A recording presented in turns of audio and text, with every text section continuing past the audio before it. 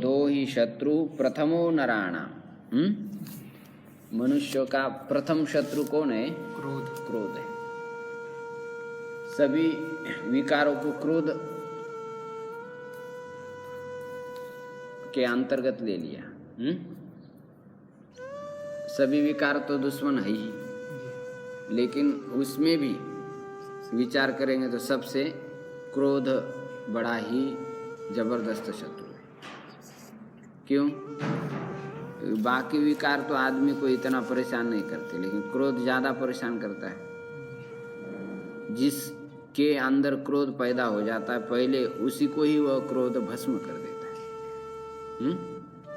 शरीर में कैसे कंपन होने लग जाता है, शरीर पीला हो जाता है, लाल हो जाता है कि नहीं, और अवयव जो है फड़फड़ाने लग जाते हैं। पूरे शरीर में एक कंपन ही विलक्षण हो जाता है, जिसके कारण कदाचित मृत्यु भी हो सकती है ज़्यादा क्रोध करने से। और क्रोध के वशीभूत होकर के फिर उस समय जो नहीं करना चाहिए, माता पिता को नहीं मारना चाहिए, उसको भी पिटाई करे, गुरु को गाली नहीं देना चाहिए, उसको भी गाली दे दे, ईश्वर को खंडन नहीं करना चाहिए, उसका भी खंडन करे। कब करेगा? जब क्रोध आएगा। शांत दिमाग होगा तो सोचेगा ठीक से, लेकिन यदि क्रोध आ जाए तो भले बड़े पंडित लोग भी क्यों न हो, शास्त्र पढ़े लिखे भी क्यों न हो, वो भी अपने माता पिता को, गुरुजनों को गाली दे सकते हैं। इसलिए इसको प्रथम वैरी कहा। क्रोधो ही शत्रु प्रथमो नराणाम देह स्थितो देह विनाशनाय। ये देह में रह करके देह का ही विनाश करने के लिए प्रवृत्त हो जाता है। यथा स्थितः काष्ठगतो ही वह्निः। दृष्टांत दे करके समझाया, जैसे काष्ठगत वह्नि, जैसे काष्ठ में स्थित वह्नि वह प्रथम किसको जलाता है? जिसमें वह स्थित है उसी लकड़ी को जलाता है, फिर बाद में दूसरी लकड़ी को जलाता है। तो ऐसा यह शत्रु भयानक है, इसको बड़े बड़े देवता लोग भी अपने वश में नहीं कर पाते। कंट्रोल करना बहुत कठिन। पुराणों में तारकासुर एक राक्षस बहुत मदोन्मत्त हो जाता है। ब्रह्मा जी से वरदान प्राप्त करके ब्रह्मा जी ने कहा, तुमको शिव जी का पुत्र ही मार सकता है 5 साल का। और तारकासुर ने सोचा, ये बाबा तो समाधि में बैठ जाता है, ये कब निकलेगा बाहर? बोल ठीक है, कोई बात।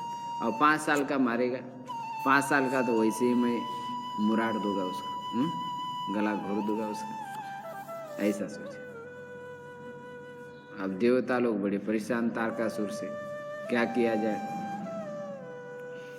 तो शिव जी की समाधि खोल दी। अब कैसी खोली उन्होंने समाधि? साक्षात तो गए नहीं, प्रार्थना नहीं की, कामदेव की सारी मंडली भेज दी। और कामदेव ने खूब प्रयास किया, लेकिन शिव जी कोई अपनी समाधि से विचलित हुए नहीं। तब शिव जी ने आँख खोली तो जैसे कामदेव सामने दिखाई पड़ा, तुरंत जल गए, खाक हो गए। किसका प्रताप? क्रोध का। शिव जी को इतना भयानक क्रोध आ गया कि बाकी कोई भी देवता दूसरा उनके क्रोध को शांत नहीं कर पाए। ऐसा क्रोध होता है। सबको खत्म कर दिया, पेड़ पौधे आदि सब जलने लग गई थी उस क्रोध के कारण। इसलिए क्रोध को अग्नि कहा जाता है। तो क्रोध के प्राय वशीभूत होते हैं, बड़े बड़े देवता लोग भी वशीभूत होते हैं। इसलिए पुराणों में कथा आती है, एक बार ऋषियों के बीच में चर्चा होने लगी कि सबसे बड़ा कौन है। भृगु, वशिष्ठ, विश्वामित्र आदि सब ऋषि बैठे थे। किसने कहा ब्रह्मा जी, किसी ने कहा शंकर जी, किसी ने कहा विष्णु। तो बोले ऐसा कैसा पता, एक बार चेकिंग कर लेते। भृगु ऋषि को कहा, तुम ही ये जो है चेक करके देखो कि कौन बड़ा है। तो गए ब्रह्मा जी के पास सत्यलोक में, और जा करेगा, क्या इतने बड़े बड़े 4 मुंह लगा के बैठे हो, और हमेशा उस वेद में मुंह गड़ाए रखते हो, सृष्टि पैदा करते ऐसे अनाप शनाप। ब्रह्मा जी ने कहा, ए भृगु, संभाल के बोलो, नहीं तो खैरियत नहीं रहेगी। ऐसा बोल दिया। अब भृगु जी ने कहा, अरे ये तो 4 मुख वाला है, वेद पढ़ता है लेकिन कई काम का नहीं, इसको क्रोध आ गया, ये ठीक नहीं आदमी। शिव जी के पास चले गए।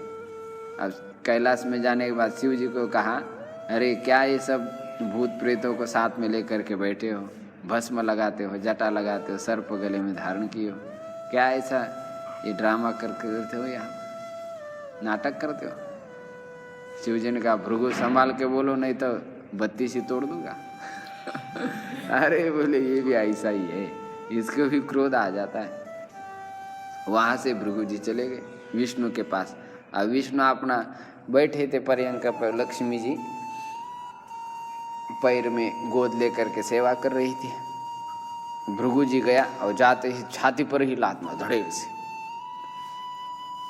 अब भगवान ने कहा, अरे भृगु महाराज आप ऐसे कैसे एकदम अचानक घुस गए और कोई हमको सूचना भी नहीं दी। हमारा छाती जो है वज्र के समान कठोर है और आपका पैर जो है पुष्प के समान कोमल है, कहीं आपको क्षति तो नहीं हुई पैर का? और भृगु जी पूरा पानी पानी हो गए। बोले यही सबसे देवता में श्रेष्ठ है, क्योंकि इसको क्रोध आया ही नहीं। तो जिसको क्रोध नहीं आता वही सबसे श्रेष्ठ है। इसलिए विष्णु भगवान को सब ऋषियों ने कहा यही श्रेष्ठ है, सभी देवता। विश्वामित्र जी बड़े क्रोधी है। उसने अपने क्रोध का प्रयोग करके कितने सारे लोगों की संपत्ति नष्ट कर दी। एक बार इंद्र जा रहे थे ऐरावत पर बैठ करके, तो विश्वामित्र ने उसको माला पहनाए थे किसी ने, तो कहा चलो इंद्र को प्रसादी रूप से दे देते। अब इंद्र को माला दे दिया, इंद्र ने तो ली नहीं, ऐरावत ने सूंड में ले लिया, और सूंड में ले लिया तो माला नीचे गिर गई और उसने पैर के नीचे उसको कुचाल दिया। विश्वामित्र को बड़ा गुस्सा आ गया, अरे मेरे प्रसादी माला का इतना तिरस्कार कर दिया, जाओ तुम स्त्रीहीन हो जाओ। सारी संपत्ति उसकी नष्ट हो और भीख मंगे की तरह घूमने लगा। फिर भगवान ने वामन अवतार धारण करके वापिस कर दिया। ऐसे क्रोध का प्रयोग करके उन्होंने अपनी तपश्चर्या का नाश कर दिया। तो क्रोध से बहुत बड़ा अनर्थ हो जाता। रावण ने क्रोध किया तो बस हो गया सारा बंटाधार। इसलिए हम सोचते हैं हम दूसरे के ऊपर क्रोध करके सामने वाले का कुछ अनिष्ट करेंगे, इसलिए तो क्रोध करते हैं। नहीं, सामने वाले का अनिष्ट नहीं होता, क्रोध करने वाले का ही अनिष्ट हो जाता है। पहले उसकी मनस्थिति डामाडोल हो जाती है ना, तो सामने वाला तो कई बार एंजॉय ले सकता है कैसा क्रोध कर रहा है। देखो हाँ, यदि सामने वाला निर्विकार है, सहनशील है तो मजा ले लेगा। कई बार फोड़ तोड़ करते कि नहीं लोग घर में, और कोई शांत प्रकृति का देखता रहता, करो जो करना है करते, तो उसका आनंद लेना चाहिए। ऐसे निर्विकार रह करके विकारों को देखना आना चाहिए व्यक्ति को। अब दूसरे श्लोक में कह रहे हैं कि सभी विनाश का कारण अभिमान ही होता है। ये बता रहे, जरा रूपम हरति ही धैर्यमाशा, मृत्यु प्राणान् धर्मचर्यामसूया,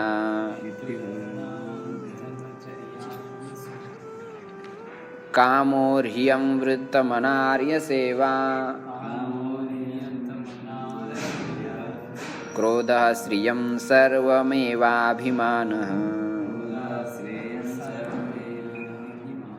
जरा रूपम हरति, बूढ़ापा जो है वो मनुष्य के रूप का हरण कर लेता है। धैर्यम आशा, आशा मनुष्य के धैर्य का नाश कर देती है। मृत्यु प्राणान हरति, मृत्यु प्राण का हरण कर लेता है।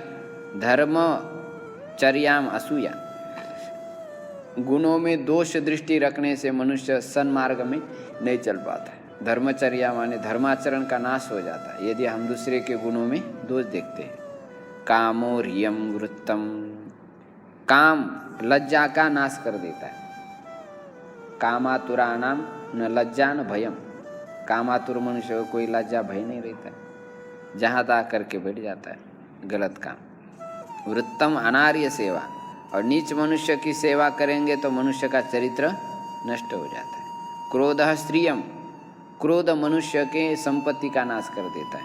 सर्वमेव अभिमानः, और अभिमान क्या कर लेता है? सब कुछ विनाश कर देता है। माने अभिमान से कोई बाकी रहता ही नहीं। इसलिए अभिमान बहुत बड़ा शत्रु है। तिल के इतना जो अभिमान होता है उसका वजन भगवान कहते मेरे को मेरू पर्वत के समान हो जाता है। इसलिए अभिमान किसी चीज़ का करना नहीं चाहिए। जो कुछ अभिमान करने जैसी क्या चीज़ है हमारे पास? अपना तो कुछ है ही नहीं, तो किस चीज़ का अभिमान करेंगे? यदि सूक्ष्म दृष्टि से विचार करेंगे ना, आप देखोगे यार किसका अभिमान करेंगे हम? विद्या का अभिमान नहीं, धन का अभिमान नहीं, घर का नहीं, किसी का भी नहीं, ये कोई अपना है ही नहीं। ऐसा यदि सोचोगे तब अभिमान किसी का होगा नहीं।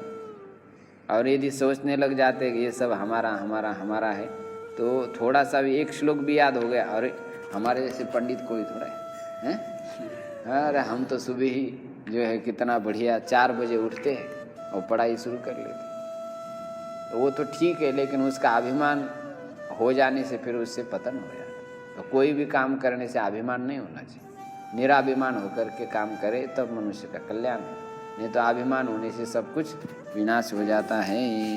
ओम संगच्छध्वं संवदध्वं संभो मनांसि जानतां देवा भागं यथा पूर्वे संजानाना उपासते। ओम शांति शांति शांति। हरि ओम। श्री गुरुभ्यो